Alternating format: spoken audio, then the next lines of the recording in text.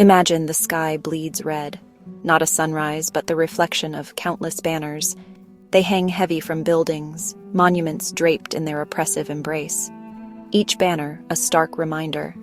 The party watches. The air hums, not with the bustle of a waking city, but with the drone of loudspeakers. A voice, cold and metallic, booms out the day's schedule, the day's pledges, the day's pronouncements. No choice, no dissent. Conform. On the sidewalk below, a single figure hurries along. Head down, eyes averted from the omnipresent posters plastered on every surface.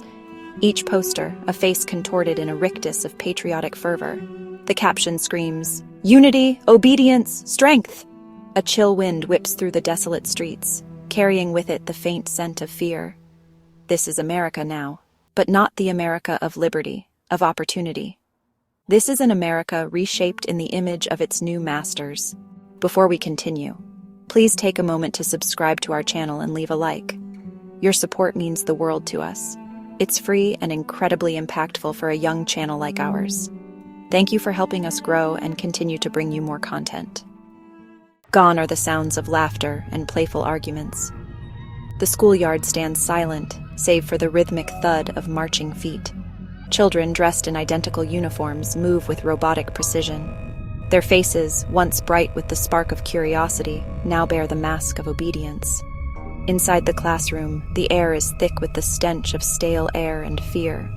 Textbooks, purged of any thought deemed subversive, preach a gospel of nationalism and blind loyalty. History has been rewritten, its heroes vilified, its villains exalted. The teacher, a stern-faced woman with eyes that miss nothing, drills the day's lesson into her charges. Dissent is met with swift and brutal punishment. There is no room for questions, for critical thinking, for the spark of individuality. In this new America, children are not students. They are instruments of the state. Lunch. A time that once buzzed with conversation and shared laughter is now an exercise in silent vigilance. Workers sit in the shadow of the factory, their faces drawn and pale. They eat their meager rations in silence, their eyes darting nervously at their neighbors. Trust, once the bedrock of community, has eroded, replaced by suspicion and fear. A careless word, a misplaced glance could be misconstrued, reported. The consequences are always severe. Social gatherings, once a source of joy and connection, are now fraught with danger. Every conversation is measured, every interaction scrutinized. In this environment, isolation becomes a shield, a defense against the ever-present threat of betrayal. Even within the supposed sanctuary of one's own home, the threat of surveillance lingers. Walls seem to have ears, shadows seem to move. The fear of informants, of hidden microphones, poisons every relationship. Love and loyalty become liabilities, potential weaknesses to be exploited. Night falls, but the oppressive grip of the regime never loosens. The darkness only serves to amplify the omnipresent control. The streets, once alive with the vibrancy of a diverse population, are now eerily deserted. The silence is deafening, a stark contrast to the bustling life that once thrived here. The only light emanates from giant screens that loom over the cityscape, broadcasting an endless stream of propaganda. These screens are the regime's eyes, always watching, always judging. On these screens, carefully choreographed rallies extol the virtues of the new order: strength through unity, obedience through discipline, prosperity through sacrifice. The messages are relentless, leaving no room for dissent. The faces of the leaders, frozen in expressions of grim determination, stare down at the populace. Their eyes seem to follow you, a constant reminder of their unyielding presence. These images are a constant reminder of the ever-present gaze of the state. Every corner, every alley is under surveillance. There is no escape, no refuge. The city has become a prison, its inhabitants mere shadows of their former selves. Even in the darkness, the party watches. Surveillance cameras and patrol cars ensure that no act of defiance goes unnoticed. Theaters and cinemas, once havens of escapism and entertainment, are now tools of indoctrination. Their doors may be closed, but their influence is far from diminished. Plays and films glorify the regime, demonize its enemies, and rewrite history to fit the narrative of its inevitable triumph. The stories told are not of heroes and adventures, but of loyalty and sacrifice to the state. Music, stripped of its soul and rhythm, becomes another weapon in the arsenal of control. Concerts are no longer celebrations of art, but orchestrated events of conformity. Every note, every lyric serves to numb the mind and crush the spirit. The melodies that once inspired now serve to subdue. Section 5. Shadows in the walls. A thin ray of moonlight slices through a gap in the boarded-up window, illuminating a cramped, dusty room. The air is thick with tension and the scent of old wood and dust. Inside, huddled around a flickering candle, a small group of figures sits in tense silence.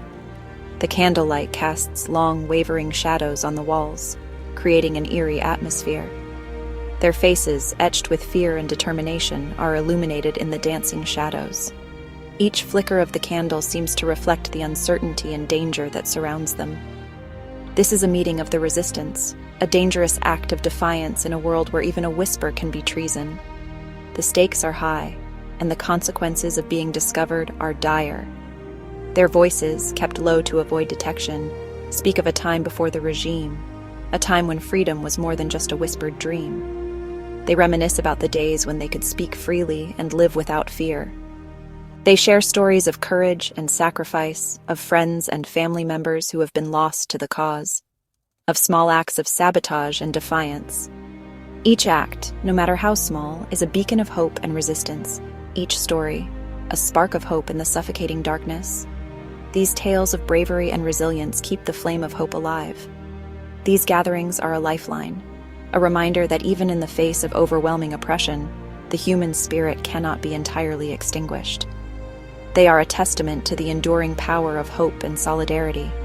But the risks are enormous. Every meeting is a gamble with their lives. Informants lurk everywhere, eager to prove their loyalty to the regime. The shadows hide many dangers, and trust is a rare commodity. The slightest misstep, the smallest betrayal, could lead to imprisonment, torture, or worse. The fear of being caught is ever present, a constant shadow over their lives. Yet they persist, driven by a belief that even in the darkest of times, the dream of freedom is worth fighting for. Their determination is unwavering and their hope unbreakable. Section 6. Echoes of Tyranny. The rise of fascism in America did not occur overnight. Its roots can be traced back through the annals of history, to the dark undercurrents of fear, prejudice, and intolerance that have always lurked beneath the surface of society. The seeds were sown in the fertile ground of economic hardship, social unrest, and political polarization. The echoes of past injustices resonate in the present. The ghosts of the Ku Klux Klan, of McCarthyism, of segregation and discrimination haunt the halls of power. The rise of the new regime was not an aberration, but the culmination of a long and insidious process of erosion of democratic norms and values. The warning signs were ignored, dismissed as the rantings of the fringe. The lessons of history were forgotten, or worse, deliberately erased. And so, the stage was set for the rise of a new generation of demagogues, who exploited fear and division to seize power and dismantle the very foundations of democracy. Section 7. The Panopticon's Gaze. The regime understands that control is not only about brute force, but also about the manipulation of information and the cultivation of fear. It's a sophisticated dance of power, where every move is calculated to maintain dominance. In this new America, technology is both a weapon and a tool of oppression. It infiltrates every aspect of life, turning everyday activities into potential threats. Surveillance is omnipresent, a constant reminder that no action, no word, no thought escapes the watchful eye of the state. The streets are lined with cameras, each one a silent sentinel. Drones, their mechanical eyes constantly scanning, patrol the skies. They are the enforcers of this new order, ever vigilant, ever present. Facial recognition software tracks every movement, every interaction. It's a digital fingerprint, ensuring that no one can hide. Biometric data is collected, analyzed, and used to predict and control behavior. Every scan, every piece of data, adds to the state's understanding of its citizens. The internet, once a vast and open space for communication and information sharing, is now a tightly controlled intranet, its content censored, its users monitored. Freedom of expression is a distant memory. The parallels to historical examples of surveillance states are chilling. The echoes of the past resonate in the present. The Stasi in East Germany, a regime that thrived on fear and suspicion. The KGB in the Soviet Union, masters of psychological control. These regimes understood the power of fear and paranoia. They wielded it like a weapon, shaping societies to their will. They created societies where citizens were encouraged to spy on each other, where trust was a dangerous commodity. Neighbors became informants, friends became foes. In this new America, the past has become the present, a cautionary tale ignored. The lessons of history are clear, yet they are repeated as the cycle of control and fear continues. Section 8, Flickers of Defiance. Yet, even in this climate of fear and oppression, the human spirit endures. Acts of resistance, small and large, flicker like embers in the darkness. A whispered word of dissent, a subversive piece of art, a song hummed under the breath, all become acts of defiance. Underground networks of resistance fighters operate in the shadows, spreading messages of hope and defiance. They distribute banned books, share news from the outside world, and plan acts of sabotage against the regime. Their courage is a beacon of light, a reminder that even in the darkest of times, the human spirit cannot be entirely extinguished. These acts of resistance may seem small, insignificant even, in the face of the regime's overwhelming power. But each act chips away at the facade of control, planting the seeds for a future uprising. For it is in these small acts of defiance that hope is kept alive. Section 9.